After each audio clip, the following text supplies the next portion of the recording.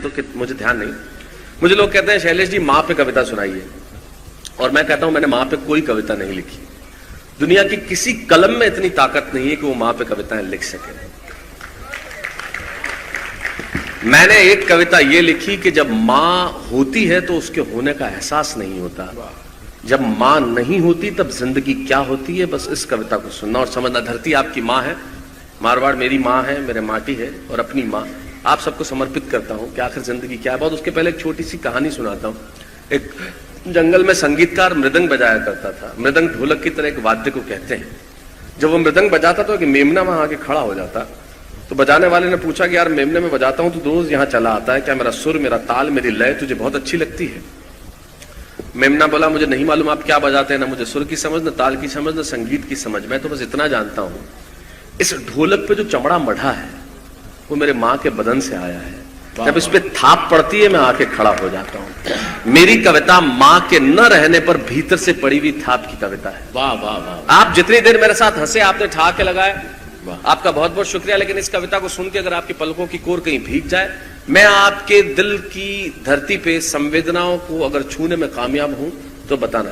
सुनना प्रवीण, जो मैं कहना चाहता हूं कि जब मां नहीं होती तब जिंदगी क्या होती है। कल मुनव्वर राणा जिन्हें साहित्य अकादमी पुरस्कार मिला, बहुत कमाल के शायर है, उन्होंने एक शेर लिखा कि किसी के हिस्से में मकान आया, किसी के हिस्से में दुकान आई, मैं घर में सबसे छोटा था, मेरे हिस्से में मां आई। तो मैं उस मां पे सुनाना चाहता हूं। कविता मां पे नहीं है, मैंने सिर्फ ये लिखा कि जब मां नहीं होती तब जिंदगी क्या होती है। बहुत साल पहले जब मैं 12 साल का था, सिरोही में पढ़ता था, सिरोही में रहता था, उस जमाने में मैंने माँ पे एक कविता लिखी थी। उस जमाने में मुझ बच्चे को पता नहीं था कि माँ को परिभाषा में नहीं दे सकता। आज मैं उस कविता को खारिज करता हूं। वो कविता कविता ही नहीं है, लेकिन उस वक्त जो 8-10 पंक्तियां लिखी थी वो उस कविता की भूमिका में सुनाता हूं। उस वक्त मैंने क्या लिखा था। 12 वर्ष की उम्र में मैंने लिखा था कि हम एक शब्द है तो वह पूरी भाषा है, हम एक शब्द है तो वह पूरी भाषा है, हम कुंठित है तो वह एक अभिलाषा है।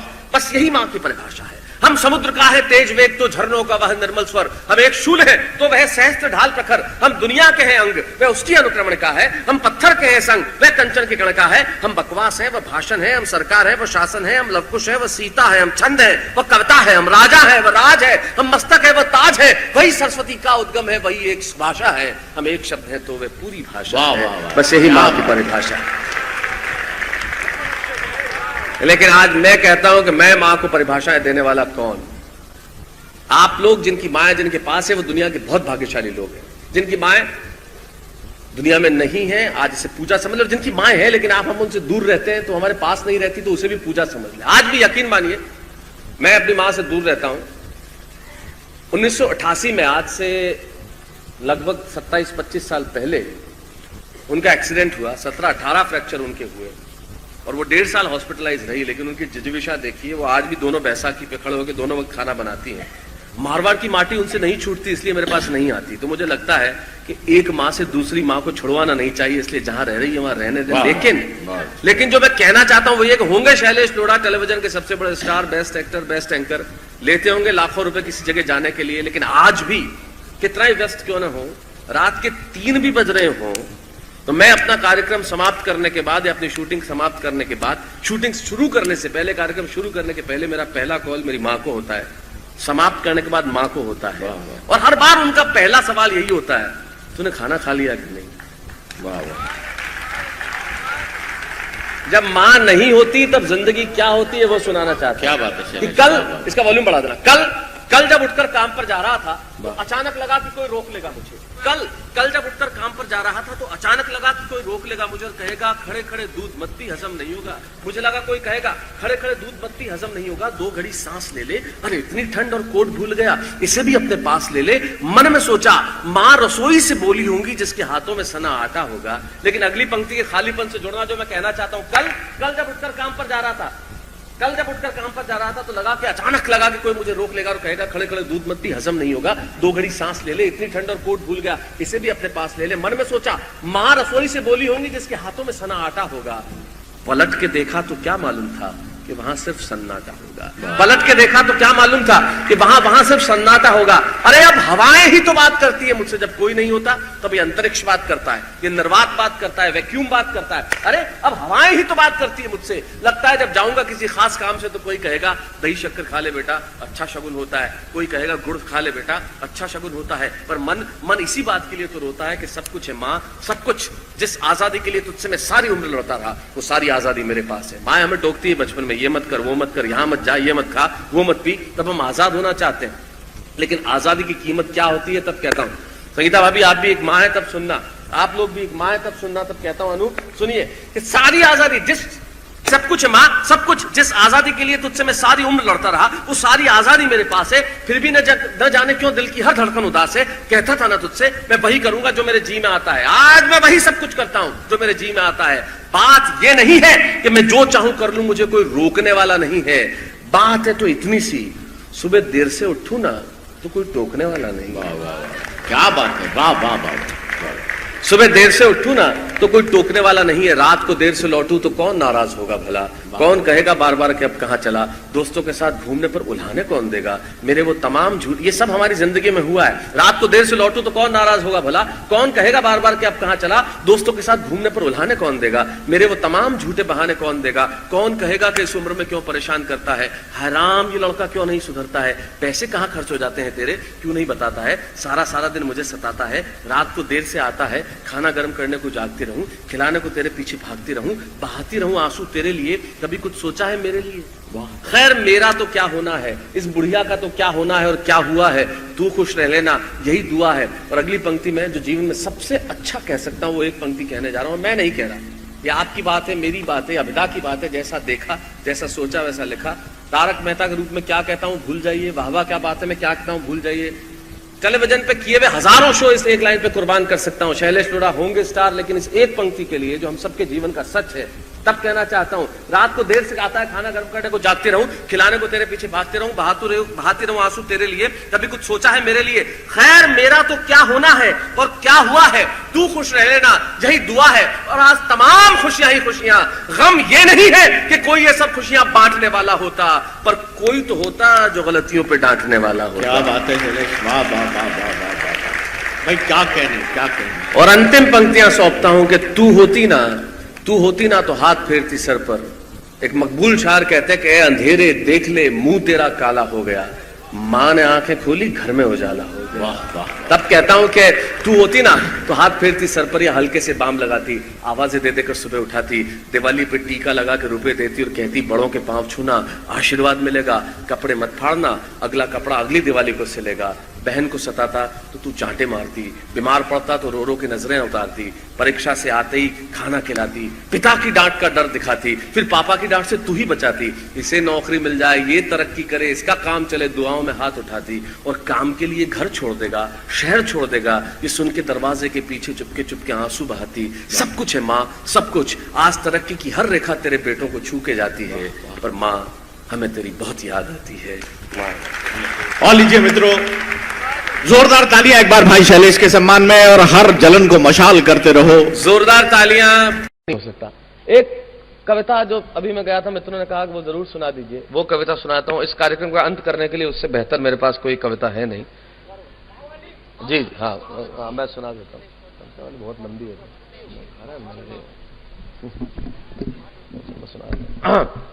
मित्रों। जैसा आपने कहा, और अनेक मित्र कहते हैं कि माँ पे कविता सुनाइए। मैं दुनिया में जहां भी जाता हूं मुझे कहा जाता है कि माँ पे कविता सुनाइए। और यकीन मानिए माइक पे खड़े होके इन कवियों की उपस्थिति के अंदर एक बात कह रहा हूं कि मैंने माँ पे कविता नहीं लिखी, क्योंकि दुनिया की किसी कलम में इतनी ताकत नहीं है कि वो माँ पे कविताएं लिख सके। माँ पे कविताएं लिखने वाला मैं कौन? माँ पे कविताएं लिख ही नहीं सकता साहब। माँ पे कोई क्या कविता लिखेगा? माँ ये है, माँ वो है, माँ को उपमाएं देना हमारा काम नहीं है। माँ को हम क्या उपमा देंगे? माँ तो माँ होती है। माँ से बड़ा दुनिया में कौन? माँ से बड़ा कोई शब्द नहीं। जब मैं बहुत छोटा था, जब तब की बात कर रहे हैं जगदीश जी, 8-9 वर्ष की उम्र में मैंने कविता की यात्रा शुरू की। जब मैं 13-14 वर्ष का था तब मैंने एक कविता लिखी थी, जब मुझे नहीं मालूम था कि माँ को उपमाएं नहीं दी जा सकती। तब मैंने 4 पंक्तियां लिखी थी। अपरिपक्व कलम क्या लिखती है वो 4 पंक्तियां पहले आपको भूमिका में सुनाता हूं, फिर ये कविता सुनाऊंगा। तब मैंने लिखा क्या था जो कि संभव नहीं है। लेकिन तब मैंने सोचा कि शायद हो सकता है मां पे परिभाषाएं दी जा सके।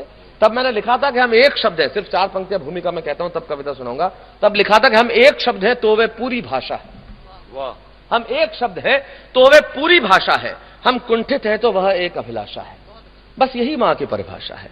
हम समुद्र का है तेज वेग तो झरनों का वह निर्मल स्वर, हम एक शूल है तो वह सहस्त्र ढाल प्रखर, हम दुनिया के हैं अंग वह उसकी अनुक्रमण का है, हम पत्थर के हैं संग वह कंचन की कणका है, हम बकवास हैं वह भाषण है, हम सरकार है वह शासन है, हम लवकुश है वह सीता है, हम छंद है वह कविता है, हम राजा है वह राज है, हम मस्तक है वह ताज है, वही सरस्वती का उद्गम है रणचंडी और नाशा है, हम एक शब्द है तो वह पूरी भाषा है। बस यही मां की परिभाषा है। तब मुझे नहीं पता था कि मां को परिभाषाएं देने वाला मैं नहीं हूं। मां को परिभाषा देना मैं नहीं दे सकता, मुझे नहीं मालूम था, असंभव है। बड़ा होकर एहसास हुआ कि मां पे कविताएं लिखने वाला मैं कौन? मां तो सबसे ऊपर, उस पर आप क्या कविता करेंगे? तब पिछले दिनों उस कविता की भूमिका में सिर्फ 2 पंक्तियां कहता हूं। तकदीर साहब 2 पंक्तियां लिखी, सिर्फ इतना सा कहता हूं। एक आदमी भगवान के मंदिर में जाकर रोज खड़ा होता और रोज मांगता उससे, लेकिन उसकी इच्छा पूरी नहीं होती थी। तो एक दिन मंदिर में जाकर रो पड़ा और चिल्लाया, तो क्यों नहीं सुनता मेरी? ईश्वर को कहने लगा कि तू क्यों नहीं सुनता मेरी? क्या दमदार मेरी दुआ नहीं है क्या? तू क्यों नहीं सुनता मेरी? क्या दमदार मेरी दुआ नहीं है क्या? ईश्वर बोल पड़े, तू यहां क्यों चला आया? तेरे घर में मां नहीं है क्या? वाह वाह वाह वाह वाह वाह जब मां को उपमाएं देना संभव ही नहीं है तो मैं मां पे कविताएं लिखने वाला कौन? मैंने सिर्फ एक कविता यह लिखी कि जब मां होती है तो उसके होने का एहसास नहीं होता, जब मां नहीं होती तब जीवन क्या होता है, बस उस पर कविता सुनाना चाहता हूं। जहां आपने ठहाकों में मेरा बहुत साथ दिया, ये जो मैं कर रहा हूं मैं 1 घंटे और कर सकता हूं, लेकिन मैं एक ऐसी कविता देके जाना चाहता हूं कि आपको लगे कि टेलीविजन में जो लोग काम करते हैं वो ग्लैमर के सहारे नहीं जीते, सोचते भी हैं, कहते भी हैं, लिखते भी हैं। तब एक बहुत छोटी सी बात कहना चाहता हूं, एक छोटी सी कहानी। एक जंगल में एक संगीतकार मृदंग को बजाया करता था। मृदंग ढोलक की तरह एक वाद्य को कहते हैं। जब वो बजाता, एक बकरी का बच्चा, एक मेमना वहां आके खड़ा हो जाता। तो संगीतकार ने एक दिन उससे पूछ लिया, तू रोज यहां चला आता है, क्या मेरा बजाना तुझे बहुत अच्छा लगता है? वो बोला, मैं नहीं जानता आप क्या बजाते हैं, ना मुझे सुर की समझ, न लय की समझ, न ताल की समझ, न संगीत की समझ। मैं तो बस इतना जानता हूं, इस ढोलक पे जो चमड़ा मढ़ा है वो मेरे मां के बदन से आया है। जब इस पे थाप पड़ती है मैं आके खड़ा हो जाता हूं। इसे बंद कर दीजिए सर, इसे कैमरा प्लीज। ये जो लाइट लग रही है बीच वाले कैमरा के अंदर, मेरी कविता मां के न रहने पे भीतर से पड़ी हुई थाप की कविता है। तब आपको सुनाना चाहता हूं, जब मां नहीं होती तब जीवन क्या होता है। कि कल जब उठकर काम पर जा रहा था तो अचानक लगा कि कोई रोक लेगा मुझे। मंच कर देना चाहूं। कल जब उठकर काम पर जा रहा था तो अचानक लगा कि कोई रोक लेगा मुझे और कहेगा, खड़ा खड़ा दूध मत पी, हजम नहीं होगा। मुझे लगा कोई कहेगा, खड़े खड़े दूध मत पी, हजम नहीं होगा, 2 घड़ी सांस ले ले। अरे इतनी ठंड, और कोट भूल गया, इसे भी अपने पास ले ले। मन में सोचा, मां रसोई से बोली होंगी जिसके हाथों में सना आटा होगा। और अगली पंक्ति के खालीपन से जुड़ना जो कहना चाहता हूं कि इतनी ठंड और कोट भूल गया, इसे भी अपने पास ले ले। मन में सोचा, मां रसोई से बोली होंगी जिसके हाथों में सना आटा होगा। और पलट के देखा तो क्या मालूम था कि वहां सिर्फ सन्नाटा होगा। पलट के देखा तो क्या मालूम था कि वहां सिर्फ सन्नाटा होगा। अरे अब हवाएं ही तो बात करती हैं मुझसे। जब कोई नहीं होता तब ये अंतरिक्ष, ये निर्वात, ये खालीपन, ये वैक्यूम, ये खला बात करती है। अरे अब हवाएं ही तो बात करती है मुझसे। लगता है जब जाऊंगा किसी खास काम से तो कोई कहेगा दही शक्कर खा ले बेटा, अच्छा शगुन होता है। कोई कहेगा गुड़ खा ले बेटा, अच्छा शगुन होता है। पर मन इसी बात के लिए तो रोता है कि सब कुछ है मां, सब कुछ। जिस आजादी के लिए मैं तुझसे सारी उम्र लड़ता रहा, वो सारी आजादी मेरे पास है। आप सबके जीवन में ये हुआ होगा, माए बचपन में टोकती है, ये मत कर, वो मत कर, यहां मत जा, वहां मत जा, ये मत खा, ये मत पी, उससे मत मिल, ये बात मत कर, ये कर, वो मत कर। आप इतने परेशान हो जाते हैं कि आजादी चाहते हैं। और आजादी की कीमत एक पंक्ति में, बात बहुत बड़ी, लेकिन कीमत क्या है आप देख लीजिए। कितनी सी इतनी आजादी की कीमत क्या देनी पड़ती है कि सब कुछ है मां, सब कुछ। जिस आजादी के लिए तुझसे मैं सारी उम्र लड़ता रहा, वो सारी आजादी मेरे पास है। फिर भी न जाने क्यों दिल की हर धड़कन उदास है। कहता था ना तुझसे मैं वही करूंगा जो मेरे जी में आएगा, और आज मैं वही सब कुछ करता हूं जो मेरे जी में आता है। बात ये नहीं है कि मैं जो चाहूं कर लूं, मुझे कोई रोकने वाला नहीं है। बात है तो इतनी सी, सुबह देर से उठूं ना तो कोई टोकने वाला नहीं है। वाह वाह वाह वाह वाह वाह वाह वाह वाह वाह वाह। बात है तो इतनी सी कि सुबह देर से उठूं ना तो कोई टोकने वाला नहीं है, रात को देर से लौटूं तो कौन नाराज होगा भला। आपके जीवन से कुछ दृश्य चुराता हूं और आपको सौंपता हूं, सबके जीवन में हुए होंगे कि रात को देर से लौटूं तो कौन नाराज होगा भला, कौन कहेगा बार बार कि अब कहां चला, दोस्तों के साथ घूमने पर उल्हाने कौन देगा, मेरे वो तमाम झूठे बहाने कौन देगा। सच कहा है साहब किसी ने, गम की चोटें जख्मों पे फौलाद से ज्यादा क्या होगी और मां की दौलत दुनिया में औलाद से ज्यादा क्या होगी। तब कहना चाहता हूं जिनकी मां जिनके पास है वो दुनिया के बेहद भाग्यशाली लोग हैं साहब। बेहद भाग्यशाली क्यों है?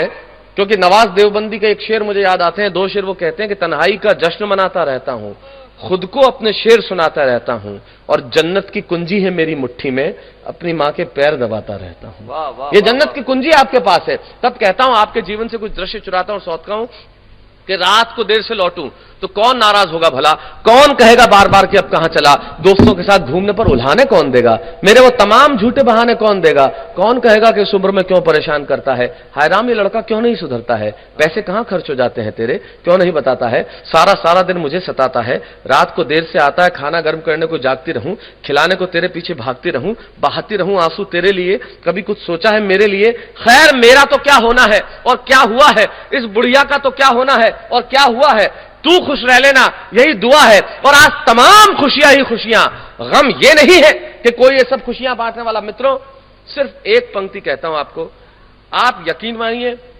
आप मुझे पिछले कई वर्षों से टेलीविजन पे देखते हैं, मेरे नाम पे आपने बहुत सारे शो देखे, चाहे वाह वाह हो या कॉमेडी सर्कस, या देखोगे तो हंसोगे क्या बात है, या अभी तारक मेहता, जितने भी शो देखे भूल जाइए कि मैं उनमें क्या कहता हूं, कैसा लगता हूं, कैसा दिखता हूं, क्या करता हूं। मेरे नाम से सिर्फ एक पंक्ति याद रख लीजिए, और वो भी कविता नहीं लिखी मैंने, आप सबके दिल में भावना उपस्थित होगी। आपकी बात को सिर्फ ज्यों का त्यों कह दिया, अभिधा है ना, इसमें कोई श्लेष न व्यंजना न लक्षणा न कोई अलंकार, अभिधा में की भी बात सीधी सपाट सच्ची बात। लेकिन उस सीधी सपाट बात का दर्द कितना बड़ा है सिर्फ ये समझ लीजिए। मेरे नाम से सिर्फ एक पंक्ति याद रख लेना कि तू खुश रहना यही दुआ है, इस बुढ़िया का तो क्या होना है और क्या हुआ है, तू खुश रह लेना यही दुआ है। और आज तमाम खुशियां ही खुशियां, गम ये नहीं है कि कोई ये सब खुशियां बांटने वाला होता, पर कोई तो होता जो गलतियों पे डांटने वाला होता, कोई तो होता जो गलतियों पे डांटने वाला होता। और अंतिम पंक्तियां सौंपता हूं कि तू होती ना तो हाथ फेरती सर पर या हल्के से बाम लगाती, आवाजें देते कर सुबह उठाती। मित्रों मैं वाह वाह की शूटिंग कर रहा था, शायर आए, उन्होंने एक शेर पढ़ा, शूटिंग रोक देनी पड़ी क्योंकि जिस शिद्दत के साथ उन्होंने शेर पढ़ा था सब लोगों की पलकें भीग गईं। जिस शिद्दत के साथ उन्होंने शेर सुनाया था मैं उसी शिद्दत के साथ सुनाने की कोशिश करता हूं। वो कहते हैं कि ए अंधेरे देख ले मुंह तेरा काला हो गया, ए अंधेरे देख ले मुंह तेरा काला हो गया, मां ने आंखें खोली घर में उजाला हो गया। वाह वाह वाह वाह वाह। तब अंतिम पंक्तियां देता हूं कि तू होती ना तो हाथ फेरती सर पर या हल्के से बाम लगाती, आवाजें दे देकर सुबह उठाती, दिवाली पे टीका लगा के रुपए देती और कहती बड़ों के पांव छूना आशीर्वाद मिलेगा, कपड़े मत फाड़ना अगला कपड़ा अगली दिवाली को सिलेगा। बहन को सताता तो तू चाटे मारती, बीमार पड़ता तो रो रो के नजरें उतारती, परीक्षा से आते ही खाना खिलाती, पिता की डांट का डर दिखाती, फिर पिता की डांट से तू ही बचाती, इसे नौकरी मिल जाए ये तरक्की करे दुआओं में हाथ उठाती, और तरक्की के लिए घर छोड़ देगा ये सुन के दरवाजे के पीछे चुपके चुपके आंसू बहाती। सब कुछ है मां सब कुछ, आज तरक्की की हर रेखा तेरे बेटों को छू के जाती है, पर मां हमें तेरी बहुत याद आती है मां। बस आपसे यही कह सकते हैं सब कवियों की ओर से कि सच्चा है अपना प्यार तो फिर किस जहां का डर, गुलबन के गुलिस्तान वफा में खिलेंगे हम, और आज बिछुड़ रहे हैं गम मत कीजिए, अगली बार आई फिर से